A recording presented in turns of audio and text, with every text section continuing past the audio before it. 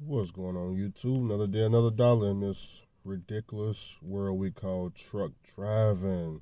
Now, I took a poll yesterday. The question was, how satisfied are you with today's market? 372 people voted, and of course, the results was not good. Now, I had done a previous community post before this where I posted my settlement, and 100% of you guys was doing good when I posted my settlement. You guys got below those comments, and you let me know how much better you was doing than me. But I just did a poll the very next day, and it's pretty bad. 82% of you guys is doing bad in the trucking market of today, and only 18% of you guys say it's the best market ever, which means you're pretty much turning a profit, you're doing good. The other 82%, you either got a hole in your wallet, you ready to park your truck, or you just ready to get out the industry altogether. So I don't know what happened. I don't know what changed so fast. When I posted my settlement, everybody was doing good. When I did this poll, I guess you guys decided to tell the truth. I'm not too sure. So I guess 82% of you guys want to go to North Dakota. That's what I'm thinking. Okay, I'm just trying to gauge some numbers to see, how many phone calls and recruiters up there gonna get. About 82% of y'all looking at going to North Dakota. Okay. I'm just joking. I'm just joking. Now I got a question on one of my Q&A posts that I have not gotten to the Q&A questions yet. I'm gonna get around to them. But one of the questions I got asked, since I did go check on my fleet, one of you guys wanted to know how much money did I spend on maintenance last year. Well, if you must know, I didn't spend much of anything on maintenance last year. Uh, I only had two breakdowns. The first breakdown was with the Freightliner Classic, where I broke down. I think it was around February of last year, up in the Pennsylvania oil field. I was getting on the on ramp, and my transmission started having issues. The truck wasn't going to gear. Had to call a wrecker truck, get towed to the shop. That bill was about $1,100. The wrecker bill was about $500, so about $1,600 back on the road after that. Then fast forward a couple of months later, out in Atlanta, Georgia, I was riding a flat top, and my one of the belts on the front of the engine had came off, and I had to call a mobile mechanic out to put that thing back on. So that was about $500 also, including the belt. So those was the two breakdowns I had. But what cost me the most money, it wasn't breakdowns. It was really just getting trucks towed. That was just at truck stops. That was the bulk of my, cost expenses for last year, other than fuel and insurance. It was just getting trucks towed, man. I think I got like three trucks that got towed. Um, and I don't remember all. Yeah, I had to go back and watch the videos, but they got towed, and I had to go pick them up from the regular truck company. That bill was a little bit bigger than my expenses for the year. As far as repairs and stuff go, those regular truck bills could be anywhere from $1,000 to $1,500 every time you get towed. So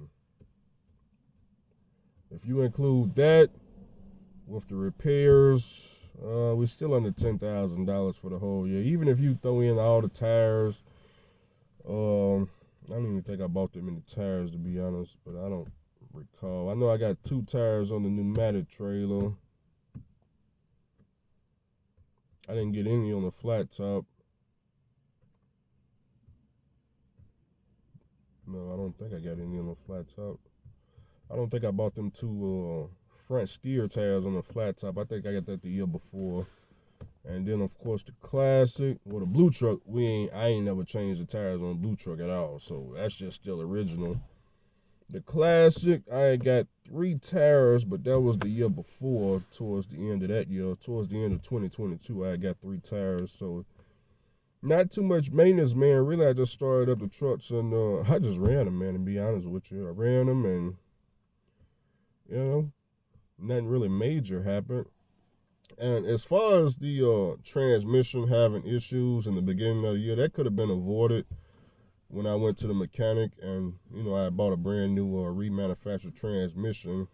If he would have just simply told me that, hey, I need to take some of these old parts off your old transmission, you want to take them off the old one or you just want to buy the new parts, I would have just bought the new parts, because what happened, the transmission filter, or whatever the PC is on the side of the transmission, they call it a transmission filter, he took it off the old transmission and put it on the new one. I would have just bought that new, man. That's something cheap, But he never told me. We had 3 breakdowns. I remember now.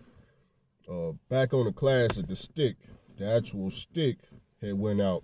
The stick where you change the gears, that whole stick had went out. I had to replace that up here at this freight line in Nashville. That wasn't no tow bill though. Took it up there. I can't remember the part that the stick is connected to, but they had to be replaced. I think I came out around $1,100 to $1,500. But like I said, man, maintenance for the whole year was under $10,000. So it's no big deal for me. Insurance was cheap. We still made way more profit than expenses. That's how I always run my business. That's why I'm able to do everything with cash. I don't do any of this borrowing and maxing out credit cards and 18% interest all the way up to 30% interest. I don't believe in none of that, because if you just charge the customer enough money, I mean, you're already getting paid every day when you're running your authority.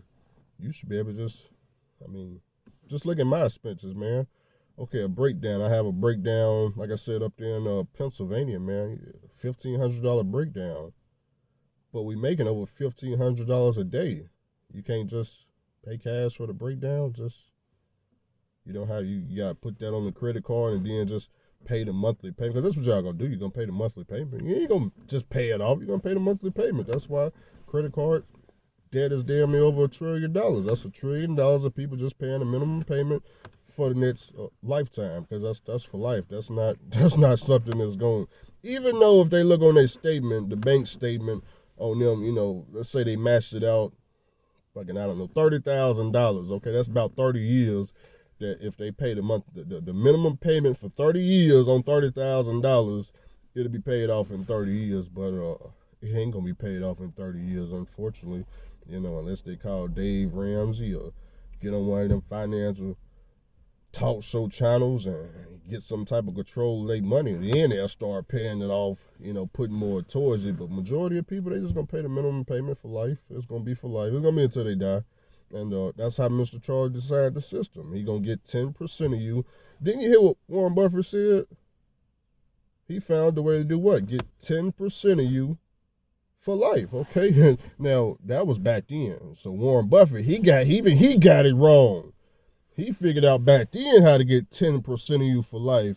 Now they done figured out, now they up to 20 and 30%, because the interest ain't 10% no more. 20 and 30% on these credit cards for life. So shout out to Mr. Charlie. That's Mr. Charlie Senior. Mr. Charlie Senior.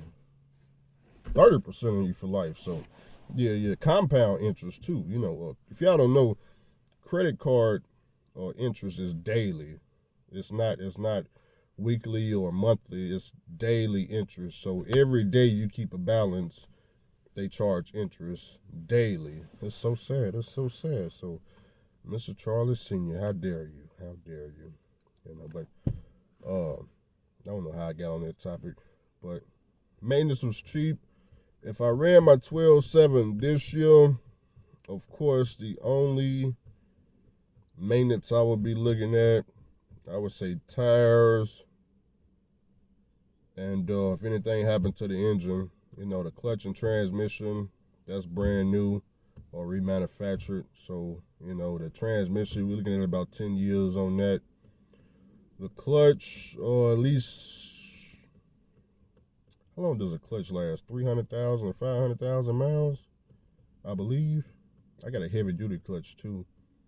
I don't have the regular clutch, but we're gonna say about 3 to 5 years. Well, I don't want to put it in years because the truck ain't moving. So 300 to 500,000 miles on the clutch, and on the transmission about 1 million. On the engine, I haven't done nothing to the engine since I bought the truck. as y'all know, other than oil changes and filters. And well, I have this something. I changed the belts. Yeah, I changed the belts.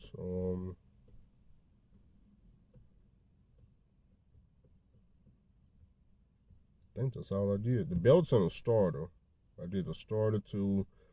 I put a brand new oil pan gasket on it so it could seal properly.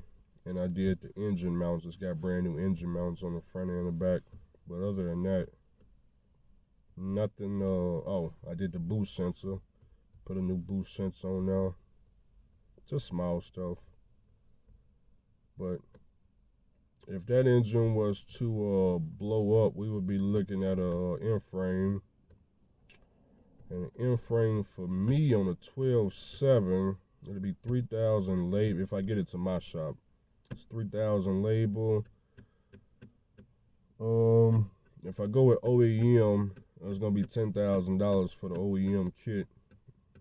I don't think that includes a cylinder head. That's from Freightliner too. They went up. The price is insane. I got a quote. That's how I know it's about 10,000. That's the end frame kit plus all the extra stuff that you gotta get with the kit. It's about 10,000. But if I take my route, it'll be 3,000 labor, and I would just go on like ATL Diesel and get the PAI high horsepower kit. I think that's still like $3,500.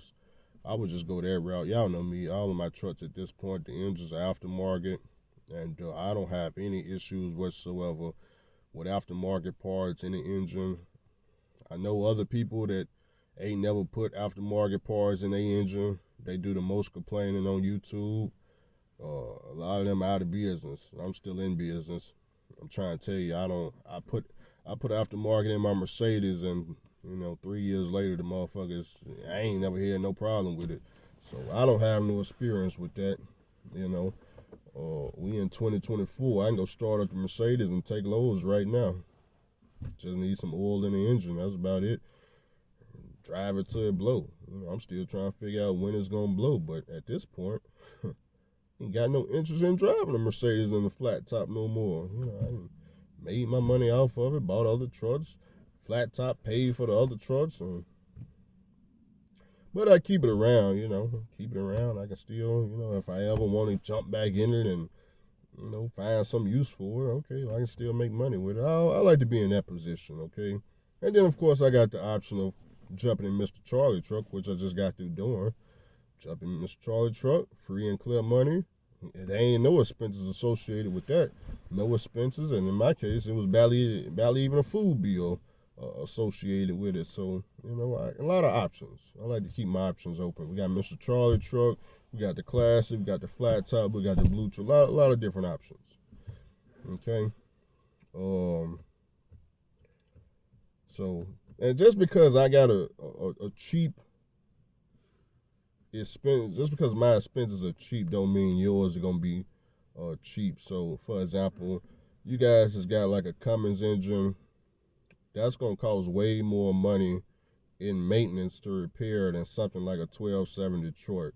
A DD15 is gonna cost more in maintenance than a 12.7 Detroit. A cat engine gonna cost more than a 12.7 Detroit. So depending on what you got, a Pack car, now a Volvo engine, when you go into a Volvo dealership, it ain't even gonna be close. That's a whole nother bill. You just setting yourself up for failure with that. But everybody's experience is different. Okay. One thing I will tell you though, in my experience of truck driving, is the people that paid cash for their trucks, when times get bad, they still got their trucks. And not only do they still got their trucks, if they want to sell, they can list their trucks for sale and they get a check at the end. They get a check at the end. Trucks, trailers, everything, You get a check at the end. Made their money back, then some more profit, and hey, trucking down bad? Well, let me get another check. Let me list it for sale. I got assets. So, that's it's part of trucking.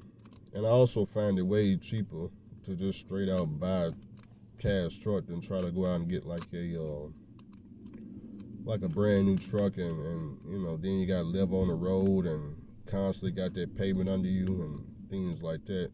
Plus, I tell people I wouldn't get no brand new truck like a 2014, my bad, 2024, 2025. I wouldn't get no new truck. The reason for it is, with this new technology that they developing, this electric trucks and hydrogen trucks, I wouldn't invest in no diesel truck whatsoever. Why? Because all diesel trucks is old technology. All these DD15s, DD16s, Cummins X15, all this stuff is old technology. It's all diesel. You know, they developing electric trucks now, hydrogen trucks now. Biden just passed something to he trying to do something with the infrastructure where they got a plan now to put charging stations worldwide now. I think for semi trucks? I gotta get in the comment section. I need to catch up on what Biden has said, but they had passed some type of infrastructure bill.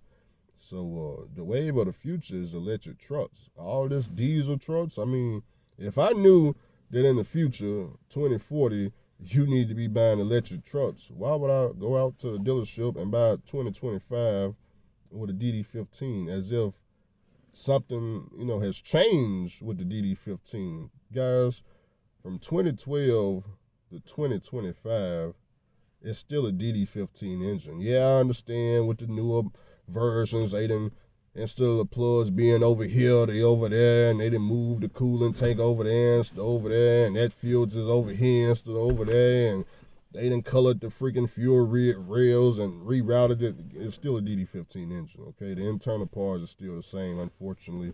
And it's got to be that way because you got mechanics that they got certified on this stuff, and they can't do too many changes because they got to work on this stuff. And if they come redo a whole new design, then all them people gotta get retrained, and that just ain't gonna happen, man. So I wouldn't invest into it. So that's the only thing different I see about technology. I would, at this point, I would take an old truck and save up for a brand new one of these latest greatest shoe shine electric trucks that you gotta charge. But that's such a long time from now. I wouldn't even think about it, man. I would really just put my money into a whole nother industry, and that way when all this electric stuff come around, and rates could be damn near free. That okay, well, you ain't paying for diesel no more, so clearly you can run for 50 cents, right? Oh, but you're not paying for diesel. It's electric. You can run for 50 cents, right? So it's the race to the bottom. Race to the bottom. But man, I just went grocery shopping, so I'm finna take my butt in the house. Don't take this video as fact. Go do your research and figure out what works for you. But what I'm doing is once again, all the money I make from trucking, I just invested into the stock market, and I'm also looking at what else I can learn outside of the trucking industry. Okay, whether it be learning insurance or learning some general contracting work. By the way, speaking of general contracting, man, I was supposed to go do some Habitat for Humane, go help build some houses and stuff, but Mr. Charlie just so happened to, needed me to go do a tap dancing performance. A lot of y'all want to know how my tap dancing performance went. I think it went really good, but it was also 8 other people up there doing some tap dancing too. So I don't know if my performance was just the best tap dancing performance of all time. Plus, I don't have no practice at tap dancing, so I was kind of brand new to the tap dancing. Mr. Charles was telling me a lot of those other candidates, got experience at the tap dancing. But I put on my best performance. Joking with y'all.